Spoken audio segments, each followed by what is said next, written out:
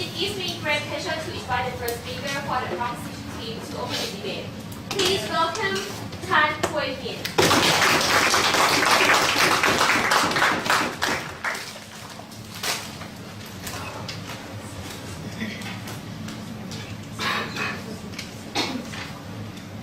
Increasingly, we have seen states use the tool of defamation laws and criminal courts to silence dissent and impose a chilling effect on discourse.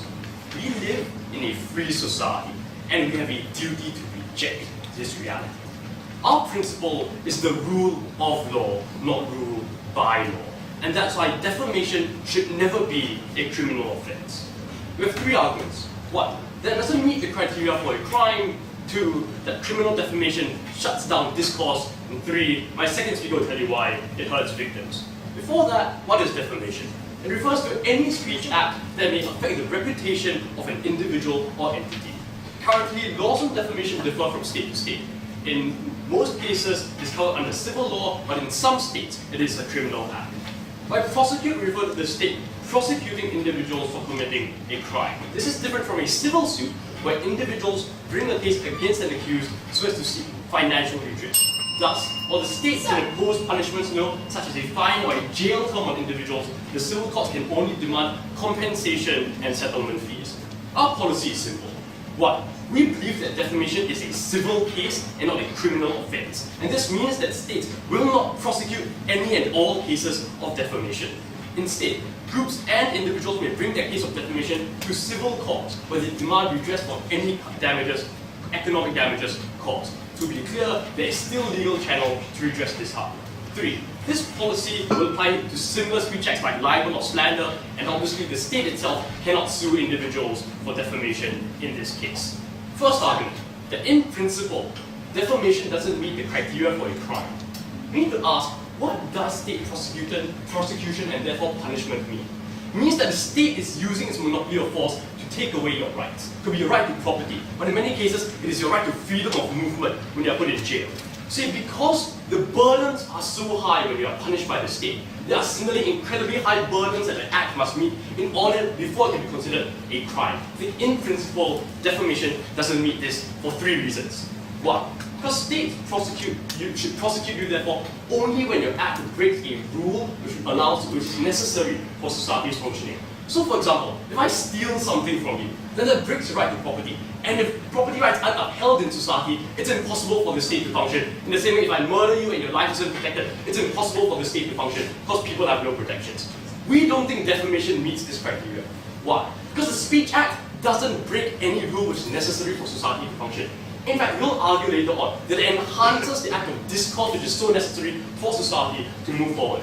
Similarly, that's the reason why, even though adultery may cause emotional and often very strong harms, we don't prosecute it as a crime, because that isn't what happens, because it doesn't make society break down if that right isn't protected. Say civil suits are better because they are fitted to the individual harms caused instead of defamation, not society and its rules. Second reason, because the burdens are so high, the state, in a criminal case, must prove beyond reasonable doubt that you are guilty to justify taking away your rights. Say in defamation, you systemically cannot prove beyond reasonable doubt. Why? One, because the harm is mediated through many other causes. If I call my third speaker a racist, that doesn't mean that he's automatically harmed. It requires all of you in this room to also believe that he's a racist. We think that links to the second reason, that often it is multi-causal. It's not clear that my particular speech act causes the direct harm to you and that harm to your reputation wouldn't have come out through other means. For example, if people themselves already believe this to be true. No. So we think that harm systemically cannot be proved. Because it's impossible to prove beyond a reasonable doubt the chain of causality from my speech act to the grievous harm that is done to you if they claim there's grievous harm. Because we think this harm is too vague to prove, we don't think that's something you can prosecute. Civil cases are better. One, because it's often a negotiated process, so it isn't the case of assigning blame beyond all reasonable doubt. That's why most civil cases are resolved in settlements outside the court proceedings. Second, we say even if settlements can't be achieved, in a civil case, the burden of proof on the plaintiff is not beyond reasonable doubt. It's about balance of probabilities, which is something you can do in a civil case. Systemically can't do beyond reasonable doubt for a criminal case. Hold on a moment. So we don't think you should be prosecuting it defamation as a criminal case. Yes? Should people be prosecuted for lying in court? We say that one has a much clearer harm because you're lying in court as perjury. So if I lie and say you did something when you actually didn't, you will definitely go to jail. That is a very clear harm. We don't think that's the same. In fact, we argue possibly, maybe not, if you think it's exactly the same cases. We don't think so. Third reason, because the state forces there to be a fixed sentence, because the justice meted out by the state as a punishment for a crime needs to be even across all individuals who commit that crime. The problem is that the harms from defamation are variable, even for the exact same act. So if I say that a particular politician is corrupt, the harm to that politician depends on his position, whether he's a cabinet minister or just a backbencher MP. So the harms that accrue to him are very different. We see when the state imposes a blanket penalty for this as a crime, we don't think it takes into account the variable harms, unlike civil court, where the recompense you get is based on the specific circumstances and that harm. So we think that systemically, defamation does not meet the criteria for a crime. Civil courts are much better at resolving the problem. You cannot prosecute defamation. Second argument on discourse. And our principle here is very clear. That discourse is important because it's key to the flourishing and discussion of ideas in our society for society to move forward. We say prosecuting for defamation is uniquely harmful in several ways. One, in all cases we say when a criminal court passes a judgment, it systemically shuts down the discussion. Hold on a moment. Because the verdict lays down what it perceives to be the truth. And this means there's no further discussion in public because it's illegal to say what you said before. Yes? Why are valid criticisms of big public figures not devalued when they are seen as indistinguishable from obviously false ones? Okay, if things are obviously false, people know they're obviously false. If things are true, they know they're no. Back to my point. We say that this means that in civil courts, the negotiative nature I talked about earlier on means that very often the offending party agrees to retract his earlier statements and admit that that's a falsehood. We think that in the public mind, that's much clearer in saying that this is something which wasn't actually true. I think this resolution is important because it's important to prove that this lie which was said wasn't just a lie as laid down by the state, but in public, to convince the public that this was actually a lie, and that's how discourse can happen. But second, we see very often defamation laws occur in states which aren't the most liberal, which are in fact the vast majority of states in the world, right? Because most states are not the US or the UK or France. So here, the accountability of government institutions needs to be, but it's undermined when you have defamation as a criminal act. Because under a criminal act, if I say the civil service is inept and only serves the ruling party, then the state can shut me down. Under a civil suit, there is no entity, there's no civil servant who can sue me for that statement when I make it. So we see that discourse on the government services and government branches is much stronger on our side than is improvement on the government services. Finally, we argue that the chilling effect is much higher when you have it as a crime. Because the threat of state punishment is much higher. We say that, and therefore people are unwilling to say things for fear they will be defamatory, even if they are not sure that it is. Say under civil suits, it is much better. One, because the punishments are less severe, quite clearly.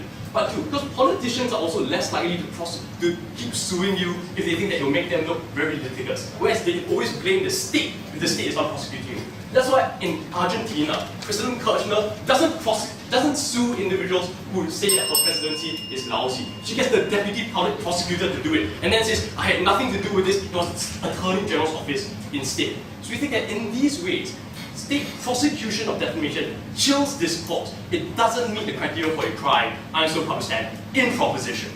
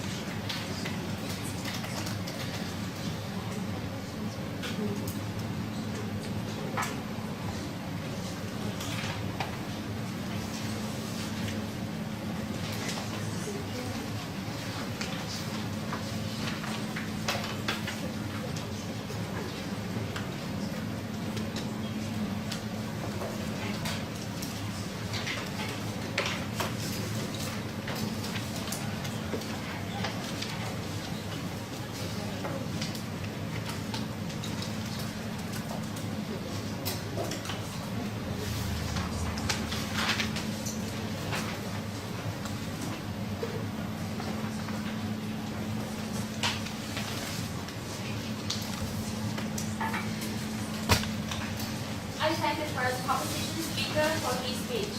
And now to open the floor for the opposition. I call open Ellie.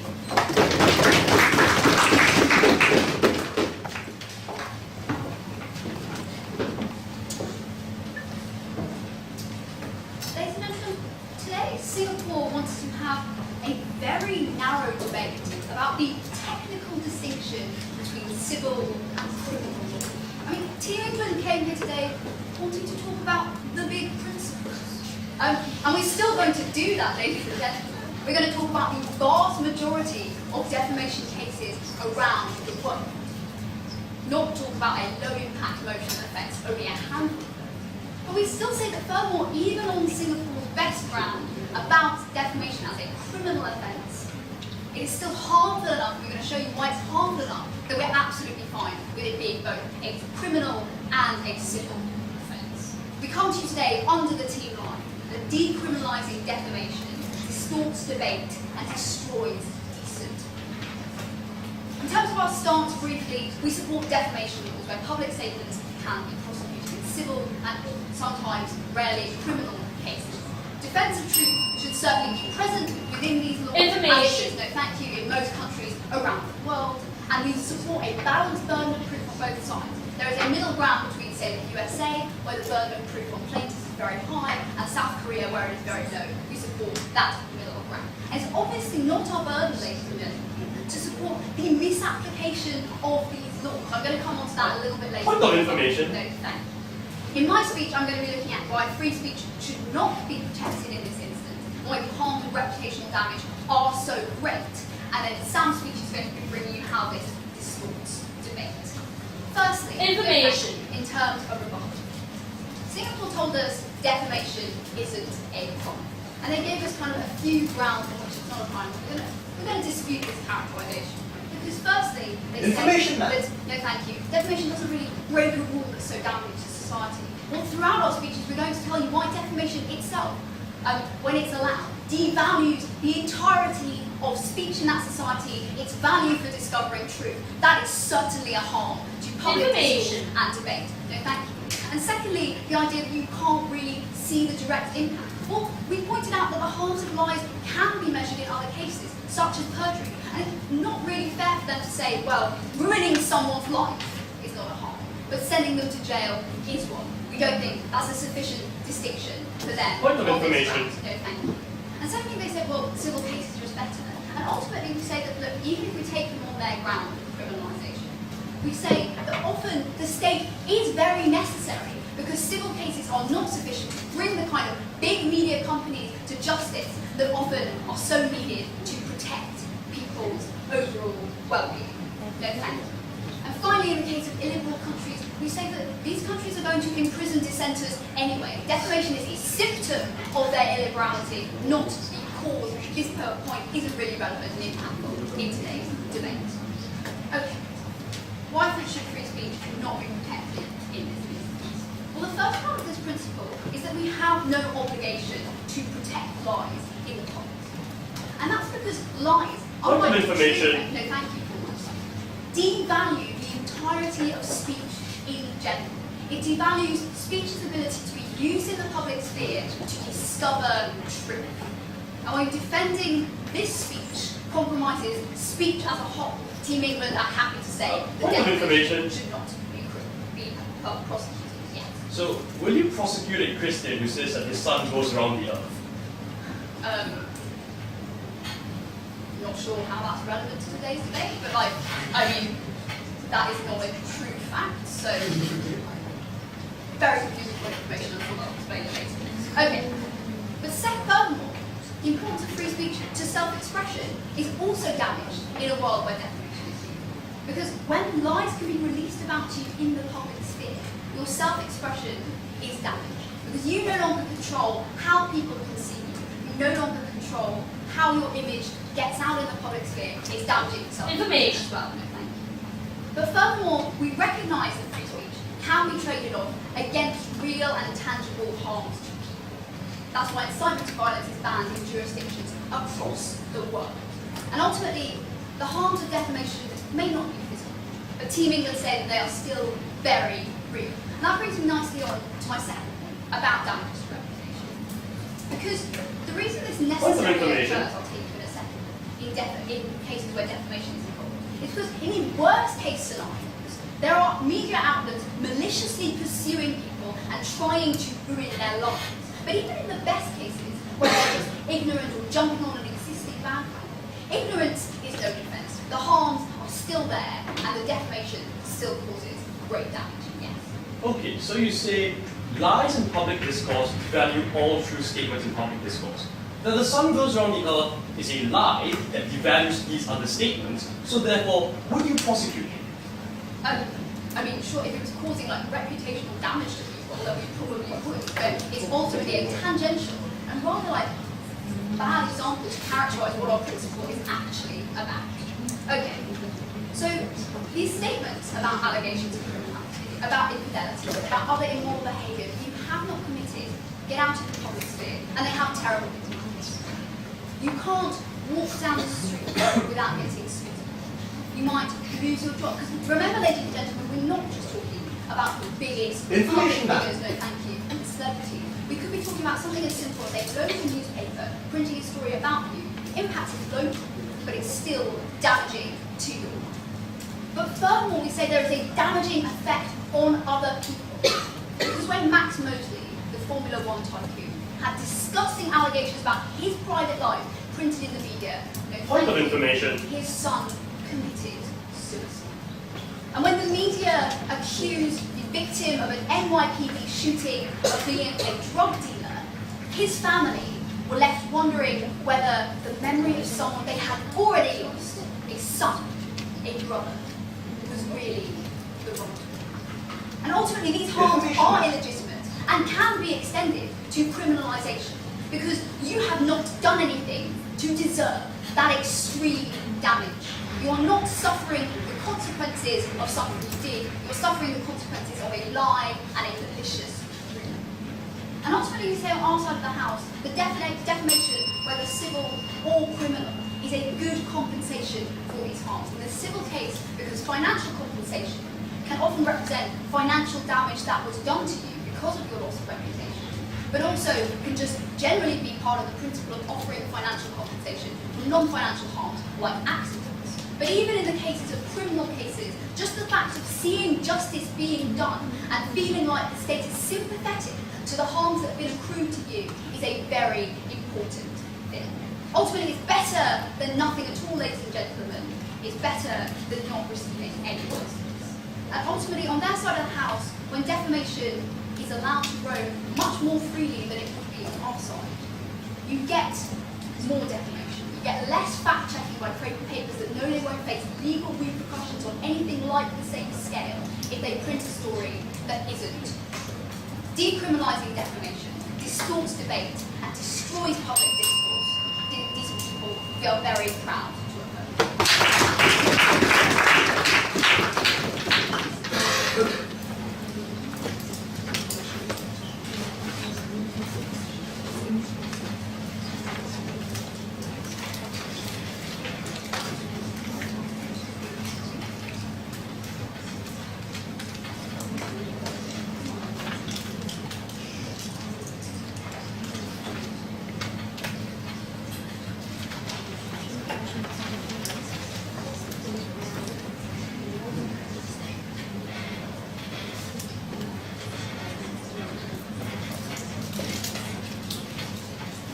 I thank the first opposition speaker for her speech.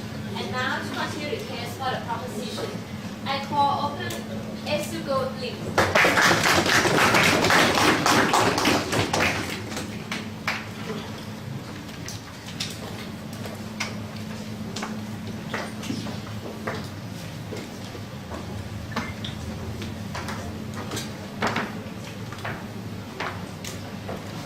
I hate to say this, but when opposition comes up and tells us we focus on the narrow technical details of a state, a criminal instance versus a civil lawsuit, you know what that really means? They were afraid to clash with what the spirit of this debate called for. Because it's not a debate about opposing defamation in general. It's about the state prosecuting you when defamation occurs. We want a few following speakers to engage on the specific nuance of the motion. So we think they haven't put that burden of showing why state prosecution in particular is a good thing. So let's ask two questions. First, on their principles, second, about discourse. First, the main principle from opposition is that lies devalue speech. But already we saw a concession to their principle when we asked you, if I say that the moon goes around the sun, for instance, then something you will prosecute. Because that's a lie, and by their own metric, it hurts the truth. So they were principally inconsistent. Then they shifted to say, but it's different because it doesn't hurt your reputation. So no, what they stand for isn't just about devaluing truth, but it's about helping your reputation,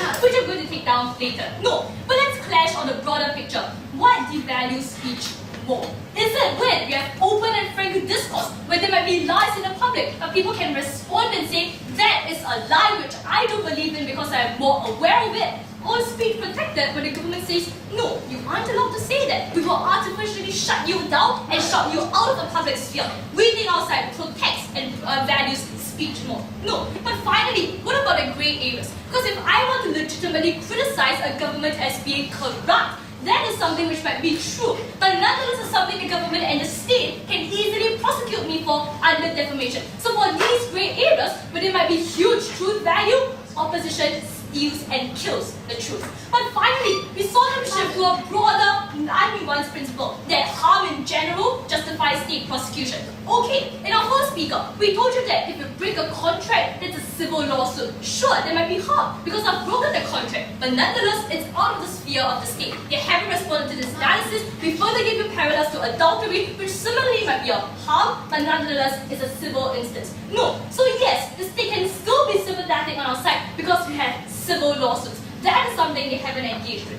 Finally, let's point out everything they haven't dealt with in our first speaker. We told you that you can't trace the direct impact because it's multi-causal. And this is where it's different from perjury, lying in court. Because you can see that when I lie in court, in the isolated instance, that's when I hamper the court process. When I go on the public sphere and I lie, that depends on whether people believe me. That depends on my prior reputation. That depends on the friends I have. All of which means I can't trace a direct impact. No. On their last point, illiberal regimes will do it anyway. This is a honestly flippant answer. You make it easier for illiberal regimes to clamp down on dissidents because now they look legitimate. They can say, I have a law in place. But what about even for not so illiberal regimes? Regimes on the middle ground that are semi-democratic. You make it easier for states to shut down dissidents as well. No. So on to the second argument then about discourse, the chilling effect. They never took down what we gave in our first speaker about how you enable and how you disable criticism of entire state officers. Not just individual officials, but of the state officers. For instance, the judiciary.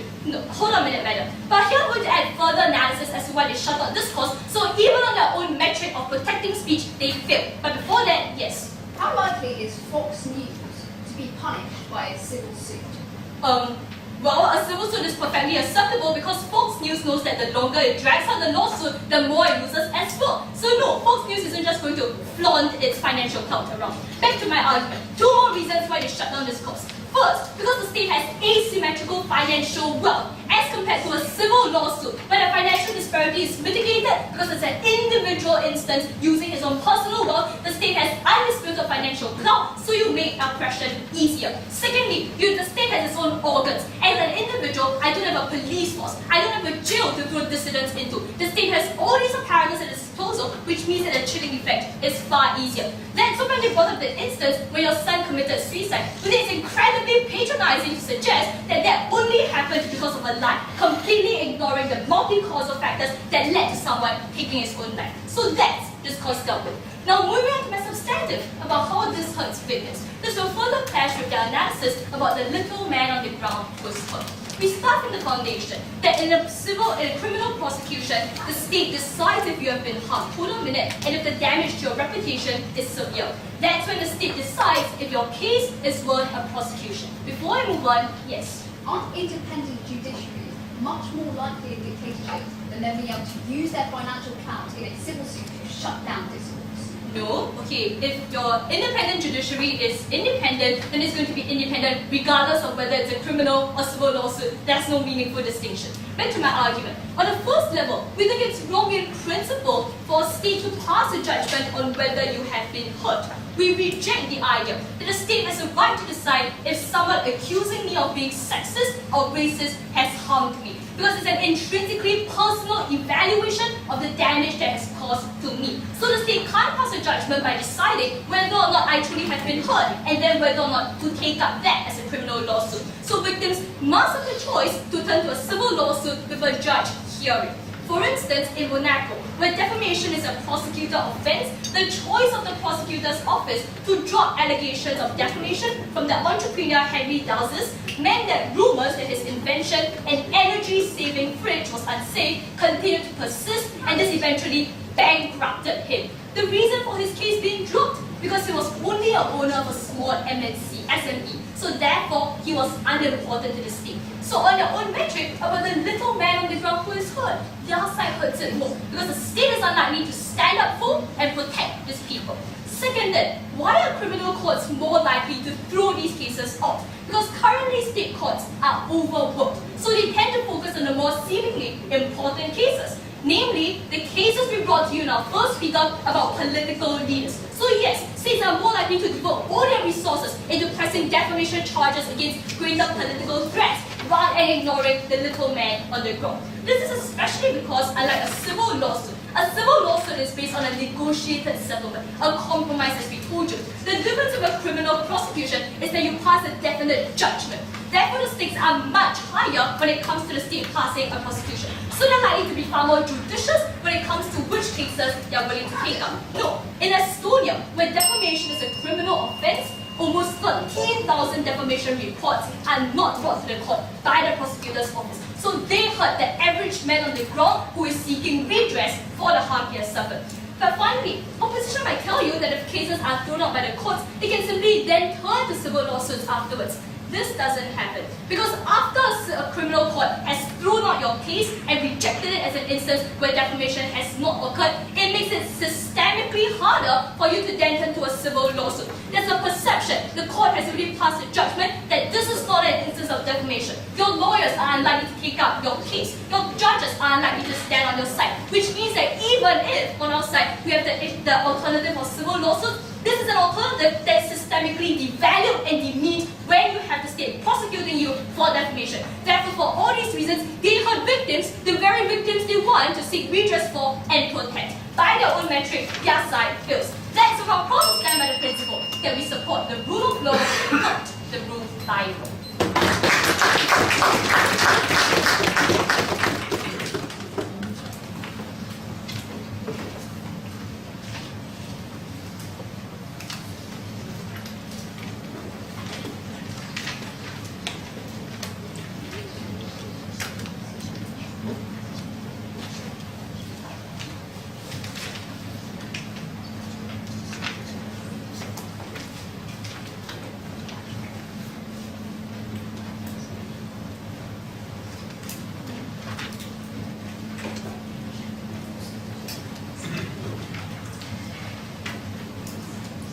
I thank the second opposition speaker for her speech.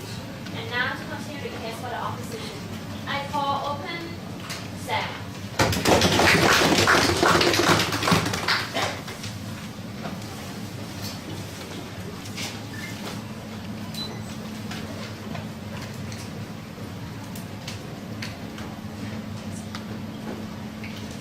You know, ladies and gentlemen, about halfway through our prep session today, we stopped and we said, wait, what if Singapore run this as civil versus criminal? And we stopped and we said, no, there's no way they would do that. That's mad. It's clearly not the motion. It would undermine their principle, and there's absolutely no difference. Today, ladies and gentlemen, they did do that. And today, Team Singapore had to stand up and prove to you why defamation should not be prosecuted ever, whether it be civil or criminal. They ran from that burden, and they ran from the real world. Their entire case is based upon a false conceptualization of how defamation works. Because most criminal suits don't end in a jail sentence, unless, say, you live in North Korea, in which case there are other problems. Rather, they end in a fine, in which case they are exactly the same as the kind of civil suits that they think work well. Ultimately, no thank you, Team Singapore brought you a debate about semantics, whether it should be a criminal fine or a civil fine. And on that basis alone, they must lose this debate. But unfortunately, no What thank you. information? We still have to argue while pretending there's an actual difference between civil and criminal defamation. maybe you end up lengthily imprisoned like they want to pretend. That happens in perhaps 2 countries in the world. I'm sorry, but we've got to do it. So we've told you 2 things so far. Firstly, we gave you our principled case. Information. Secondly, no thank you, we talked about the harms of reputational damage. Thirdly, we're going to discuss how this policy distorts debate. That's why we bring you the T-line. The decriminalizing defamation distorts debate and destroys decent people. They tell you that their principle stands because perjury is different from defamation. And the reason they give for that, just a minute, is that defamation is multi-causal, and that perjury leads you straight to jail, whereas defamation doesn't necessarily lead straight to depression or ruining people's lives. It depends on your friends, or it depends on if you're believed. Ladies and gentlemen, if you are not believed in court, the person does not end up in jail. So that also applies to perjury. Secondly, this is a pretty ridiculous distinction, because there are many cases in which defamation obviously does directly lead to harm. We give you, for example, the example of Max Mosley, who was publicly defamed and then saw his son commit suicide because of that. What's So the the principle is undermined. Go ahead. So, do you think his son committed suicide only because people told lies about his dad? Also because, very unfortunately, there are probably complex other causes, including psychological issues with that child? Yes, he explicitly did that. He left a suicide note saying that is exactly what he did. So, then they tell you that illiberal countries are using defamation to jail their critics. Our response to that is that illiberal countries are bad for many reasons. If you really want to talk about Argentina or Venezuela or Iran, they will slam their critics in jail on whatever trumped up charges they want. This is the real world. We'd like to debate it. No, thank you. Singapore seemed to think that Xi Jinping and Erdogan will just wake up tomorrow morning after their motion passes and go, aha, you got me guys, no more dictatorship now. We can't prosecute people under criminal defamation. They will find other ways to do this. In fact, largely dissidents are not prosecuted under this law because they simply don't have to. Sure.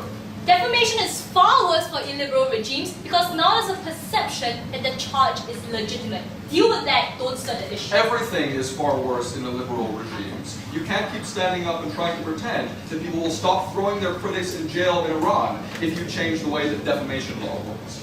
Then, they bring us this point of information about a Christian that talks about the sun and how the sun revolves around the world. This again betrays the fact that they don't really understand defamation. That's not defamatory because it doesn't hurt anyone's reputation. Unless you think the sun and the moon are people, which in fact they are not. No thank you. So, about how this motion distorts politics. Well, it allows the media to attack politicians in order to sell papers. Firstly. That's because scurrilous rumors and sensational scandals are just way more fun to read about than boring stuff about policy, and they sell more newspapers. That is a fact. This allows media Information to pick politicians and go after them by doing anything as serious from alleging pedophilia to making this whole kerfuffle over Obama's birth certificate. Even this, the birth certificate stuff, distracted from the real issues in the 2012 political election. It took up airtime. It meant that political discussion was about salacious gossip and not policy. This is bad, because democracy relies upon an informed and educated public. And the media here were not informing or educating anyone. Defamation law here is critical because with it, you can launch a public legal attack and win clearly with the full force of judicial legitimacy. Even if everyone doesn't hear about it, the person that you're suing still gets financial damage, which means they're still disincentivized from doing it again. But without it, you have to protest continuously, no thank you, in your own advertisements. That costs time, that costs money, and it leaves you open to the charge that, aha, the lady doth protest too much, perhaps these charges are accurate. It may be true, meanwhile, that your own newspapers as a politician might support you when you speak up, but then it just becomes two sides throwing mud at each other, and you don't have the clarity of a court to decide who is correct and who is not. Secondly, this policy devalues legitimate criticism. That's because without any defamation laws, any valid criticism that's raised by, say, investigative journalists or activists, no thank you, becomes mixed with other criticism from crazy people. That means that when you get someone saying, this company burns waste, or this company pollutes rivers, they're mixed in with other people that say, this company kills babies, or this company is sick, or people that say seemingly legitimate sounding rumors that happen to also be false. What's No, information? thank you, worse than the status quo.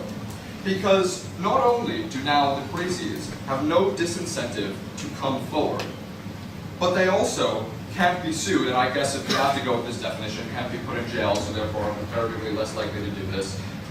And so corporations get unfairly slammed. But also, legitimate critics are less likely to come forward because they know Point of information. that their truth will be lost in the oceans of garbage that are now being spread about these people or these corporations. Which means that it's very easy for them to be dismissed by the company or the public figure in question by just saying, look, you are just one more out of a sea of raving lunatics. We didn't pollute these forests. I did not sleep with that woman as a politician. And for you to be discredited, that means that people that have real information about powerful people, be they politicians, be they corporations, or be they celebrities, won't be able to either come forward and get their rumors, legitimate rumors in this case, heard, but they'll also be drowned out by the sea of nonsense. Again, if we have to go with this defamation, it becomes a comparative. If you really believe that people get thrown in jail, then I guess that's more of a disincentive. So again, all these arguments still work on the comparative.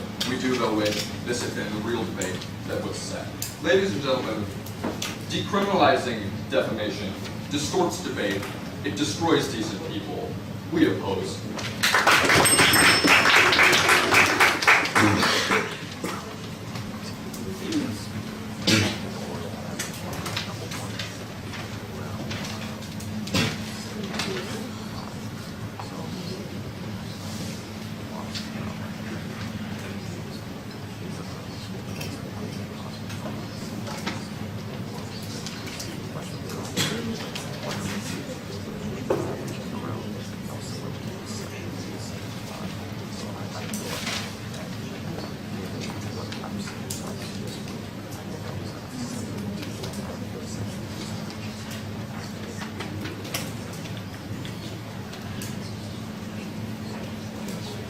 I thank the second opposition speaker for his speech.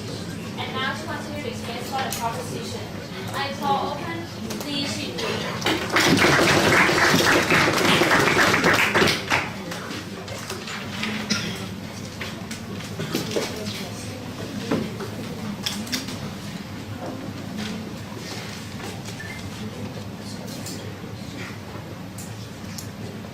Let's make it absolutely clear. Often, debate is about the meaning of words. Because it is the meaning of words that tells us what the motion means. So Team England's burden was to prove that we should not prosecute you for acts of defamation. Their burden was to clash with the case we presented, not with the case they wanted us to run. So don't let their second speaker's humor evade the clash that we fairly set up in our first speaker. I'm going to analyze this debate in three key areas. One, on criminal versus civil suits and the principles behind our case. Two, on ways that best help social discourse. And third, on victims, a point that opposition conveniently ignored. First, on the criminal versus civil suits. Now, we started from the intuitive premise that defamation doesn't meet the threshold of criminality. I'll remind you of the three reasons why. No, thank you. One, because it doesn't break a tenet needed for society to function. Two, there is no way to prove that harms accrue beyond reasonable doubt. And three, that the actual harms of defamation are inherently variable and vague. What did we hear? One, we can determine the impact of lies. The only parallel given was to substitute analysis, perjury. This is a fallacious parallel, because at the point in which you lie in court, you demonstrate contempt of the judiciary, which is one of the core tenets of justice and the core tenet in which our society functions on. So their parallel actually dovetails with our principle. But even if we argue that it's exactly the same, we think that it's okay to lie in court, even if you concede all the arguments my second speaker told you, because lies are caught out by prosecutors and lawyers all the time. There isn't direct causality consistent harms demonstrated in that case. So even if you want to draw this parallel, we are okay with it. No thank you. The next thing we heard, what about Fox News? Can they like drag out civil suits for a really, really long time, causing massive amounts of harm? The problem with this is that it ignores our analysis on consistent versus variable harms. Because in a case-by-case suit, when I sue you for defamation, the court can judge based on the individual harms and based on individual context of that particular action. Compare this, no thank you, to criminal proceedings, where the state has to levy equal fines based on legislation. So in their law, Fox News might have to pay, say, $10,000 to everybody that sues it for defamation, or in our law, the court may be able to compel it to pay lots and lots of money based on particular circumstances. The next thing we heard, but this causes massive harm, and courts are in place to prosecute you based on massive harm. And the only example we heard was that of suicide. I'd like to point out that their own rebuttal works against them when they talk about autocracies. Because the fact that not everybody who has been defamed commits suicide seems to indicate that the causality of suicide was multi-causal in nature. That at the point at which a court defines whether or not defamation caused you to commit suicide, no thank you, the harms are inherently multi-causal, are inherently nebulous, so they can't use this example to prove harms on our side. And I'd like to point out, even if we concede, no thank you, that the justice system exists for harm, we never deny that defamation causes harm. That's why these civil courts exist in order to redress for this harm. That if I as an individual feel unfairly maligned by lies, then I can similarly seek redress. The difference is that no one is prosecuting you, that I as an individual are bringing my case to court. No thank you. Alright, so the next larger area on discourse. We argue that criminalizing defamation means shutting down discourse in three ways. One, because the government is making certain speech criminal in given a moment. Two, that they shut down discourse in certain legal regimes. And three, there's no natural check on an overly litigious state. But before I go on, yes ma'am.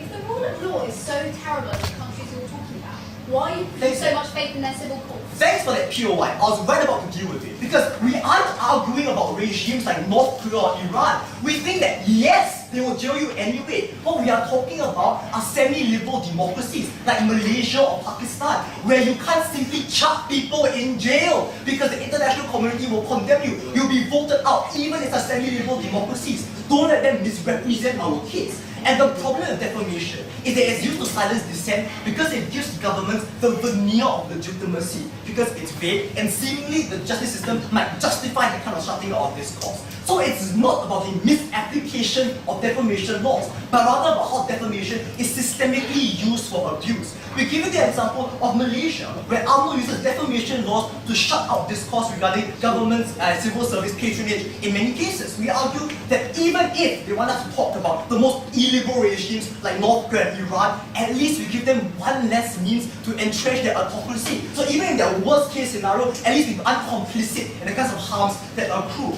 I'd like to point out here that opposition has ignored our argument on how it stops people from critiquing state institutions. Because when I critique, say, the public service, if I critique, say, the courts, no individual can bring that to sue me. However, in their paradigm, the state can shut out my discourse on particular institutions, making it so much harder for genuine democratic discourse to occur. Next we heard, lies are always bad because they muddy the waters of discourse. But before I go on, I'll take them first. Pakistan has extensive sedition laws that it generally uses rather than defamation laws to imprison opponents. Why does that change? So we argue that in Pakistan, sedition laws apply generally to things like hate speech, things like hating on a particular religion. And even if it doesn't, we argue that our side will push for these sedition laws not to be in place. And the premise of us saying that states should not be prosecuting you for defamation. So that's exactly our point. But the next thing we heard, they muddy the waters of discourse. Now, opposition doesn't understand the nature of discourse. Because the more public your lies, the easier it becomes to call you out on it. That's why politicians are subject to independent fact-checking institutions. Fox News is pilloried on social media for being 40% lies and 60% fact. So, the next thing we heard, political discourse will turn into mudslinging. First response, there is no incentive for a politician to do this. Because at the point in which all politicians are engaging in mudslinging, the first mover of a politician who tells the truth, who bases the arguments on policy, would win. So often this mudslinging is a minority case scenario. Two, who are we to place normative judgment on talking about the character of a politician? Often this is important for a voter to know. Because if a politician can silence you on the premise that what you are saying is defaming him, there is no clear metric upon which you can judge that harm. And it's precisely because they chill discourse that they prevent talk about things like characteristics of politicians, which is important for democracy. And we tested their principle. If they were against such muddying of waters, why don't they make all lies illegal? Because all lies to some extent can't be called out. We had no response. So even on their side, it's to succumb to the oceans of garbage that the second speaker talked about. No clear response. Clearly, the truth is dependent on whether the public can effectively evaluate the truth. So that's not really an argument that stands anymore on opposition. Lastly, on victims. And we have told you down the line that their side hurts victims because states are more likely to throw cases of defamation out of court. We have told you how people are systemically disabled from turning to civil lawsuits after a criminal court has rejected it. Because at the point of you turning something criminal, you can't launch a civil suit on it. For instance, if somebody steals from me, I cannot sue him in a civil suit. The state effectively takes over. And at the point at which defamation is inherently a variable harm, it should be on the individual to be able to pursue those harms in a circumstantial manner. They hurt victims, they hurt justice, they hurt democracy. I am incredibly proud to propose.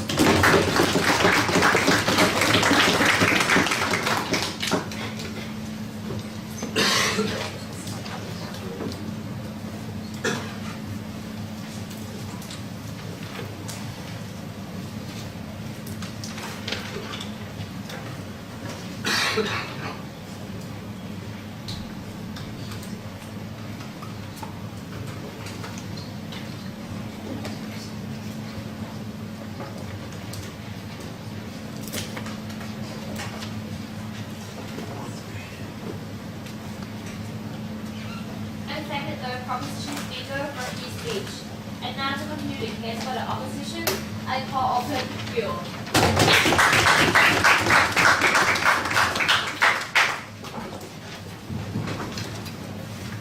Well, Madam Speaker, ladies and gentlemen, Team Singapore today wanted to have a debate that seemed more fitting for the dense pages of the Harvard Law Review than for a world school's Octofinals, about the semantics and about the minutiae of law between whether we should prosecute on civil or on criminal grounds. Here's the thing. Given that in the vast majority of cases around the world, if you prosecute someone criminally for defamation, the punishment is a fine, the same punishment as in a civil case. To base their case on that very narrow distinction was utterly ridiculous in today's debate. But a further consequence of this narrowing was they further wanted to blink themselves, not to actually many countries around the world where these laws are implemented actually pretty well, by saying, well, not every country is France, the UK, or the USA. That might be true, but lots of countries implement their defamation laws in similar ways to France, the UK, and the USA. They wanted to talk about countries locking up their opponents, not as they wanted to say North Korea and Iran, because clearly, no thanks, that would be ridiculous, but rather Pakistan and Malaysia, the two examples they gave of the countries who routinely misuse these kind of laws. Ignoring that in both cases, these are countries that routinely use sedition laws, blasphemy laws in the case of Pakistan, to imprison their opponents. And ignoring crucially, Point of information. no, thank you, the governments will not simply stop imprisoning their opponents if we remove defamation laws from their grasp, nor will they stop doing so legitimately, because often governments can claim very legitimate things on national security grounds to do exactly the same thing. So they had a very narrow definition of today's debate, and an even narrower impact of today's debate. And on the contrast, Team England wanted to have a real debate about defamation laws in the vast majority of cases, and whether they were a good thing or not a good thing. And that's why we come to you today on the team line, that decriminalising defamation distorts debate and it destroys decent people's lives. I'll look at three areas in this first speech. Firstly, the principle. Secondly, going after the powerful. Information, sir. And thirdly, protecting the individual. So firstly, let's look at the principle. So the first thing that we have to ask is what this debate is really about, and whether the bizarre distinction that Singapore wants to fight up between civil and criminal is really legitimate. Now, firstly, as we mentioned, it is bizarre given that in the vast majority of cases, it's not people sitting in jail for defamation. We'd like to show you the examples of these people. Point of information. We think there are a trivial number of them. Rather, when the state prosecutes people for defamation, it is making them pay a fine in much the same way as civil courts will order you to pay a fine if you lose. The distinction there is so small that it is actually hard to see.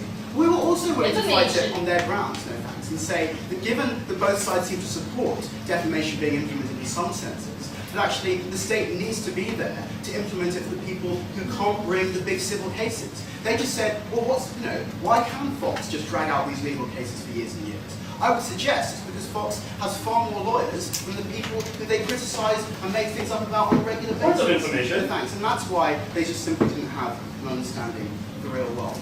It was also bizarre, given that their characterisation was that the state controls courts and writes laws in the first place. And given that, it was unclear why the civil courts would be so much better and so much more independent. Presumably, the state on their side will just use civil laws to protect all of their cronies in courts and to stop this from happening.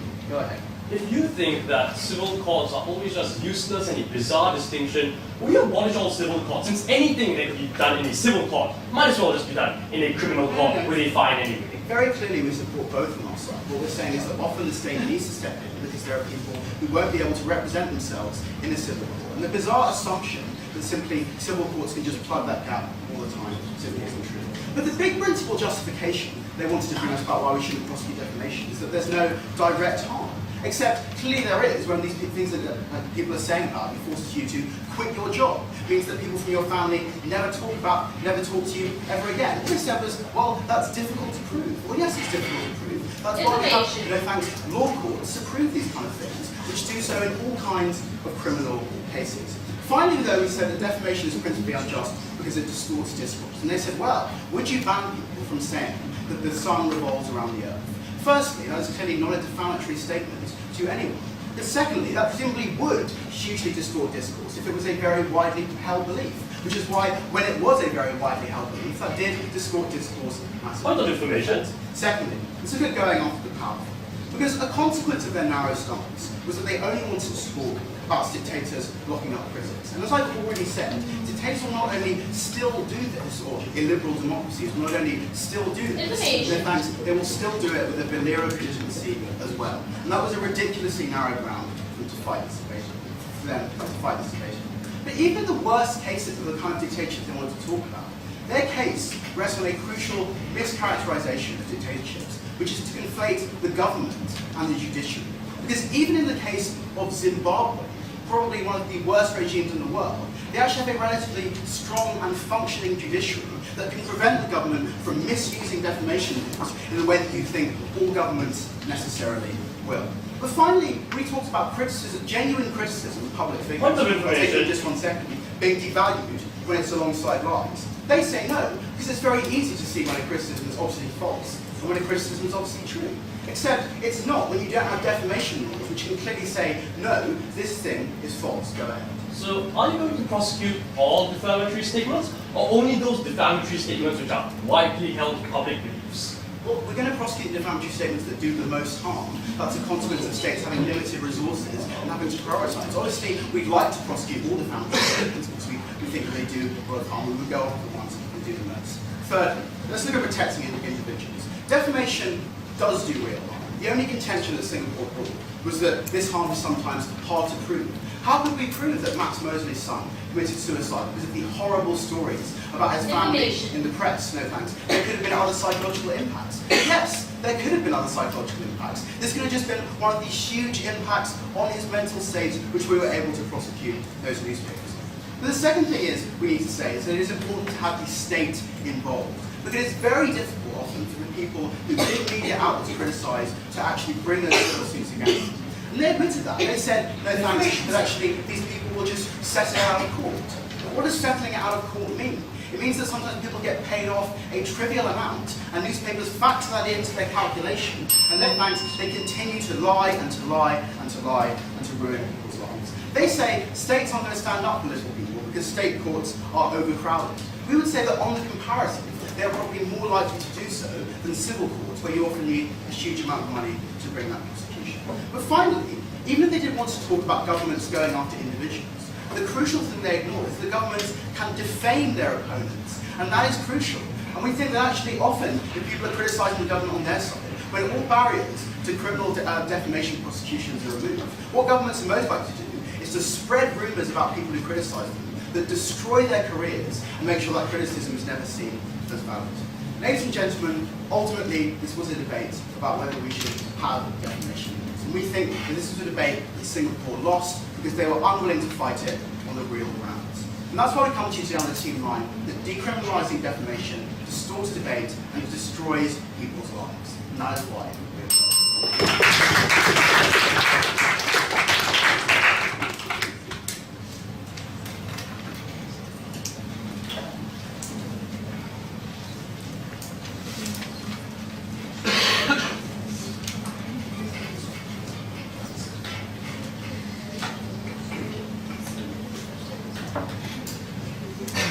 I thank the third opposition speaker for his speech. We now move to the team's 4-minute concluding reply speeches. The opposition team will deliver their reply speech first. There are no parts of information during reply speeches. To deliver the opposition reply speech, I call open Eli.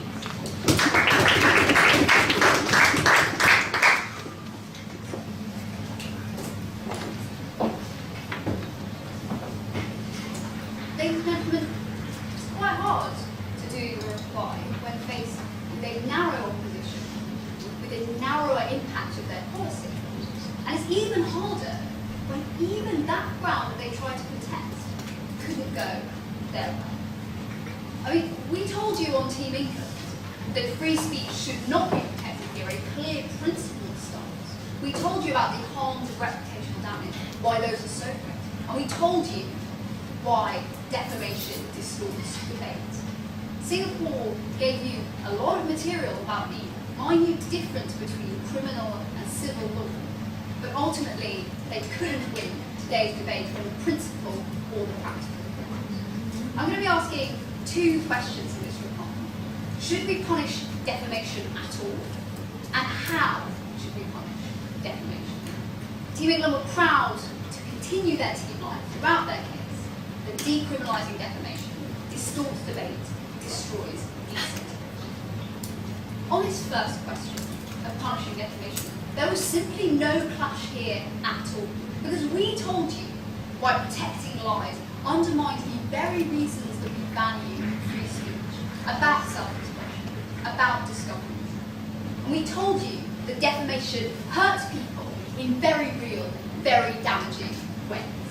And this was entirely conceded by the proposition case, because they want to punish defamation as well. Ultimately, they didn't really have a principled stance on defamation, so clearly England will decide with a principle. But on the second question, then, of how we should punish defamation, ultimately it was consistent throughout our side that we want defamation to be punished in any way possible. In the vast majority of cases around the world, that is through civil court. That is where the bulk of this debate must lie. But even if we have to turn to criminal proceedings, we're very happy with that, because sometimes the state does have to step in and does have to defend people from big corporations that just won't go willingly to civil cases. And ultimately, we told you why. There is sufficient harm to the people involved in defamation cases to invoke the protection of the state when they have nowhere else to turn.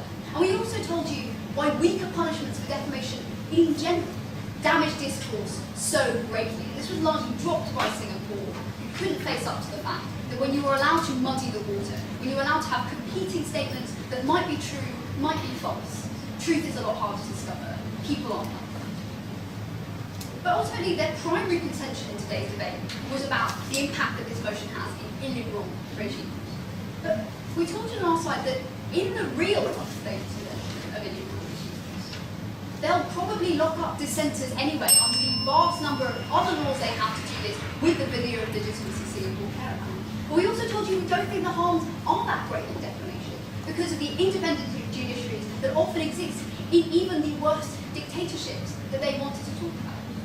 But look, even in Singapore's bizarre world where they characterise these dictators as caring so much about legitimacy, having such a monopoly on power throughout the country, it's very unclear why the civil courts will be any better if these regimes have such a strong incentive to use those courts that are now their only recourse for that veneer of legitimacy to bring people to actual justice.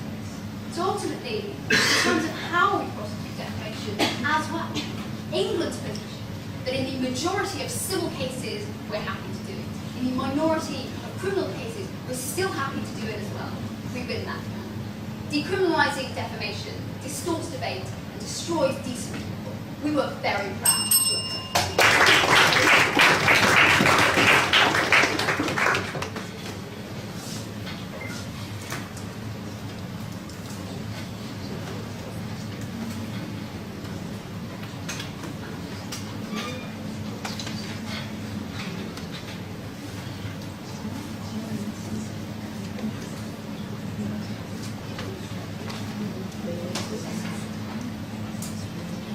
And now, to conclude the case for the proposition and the debate as a whole, I call open Esugoli.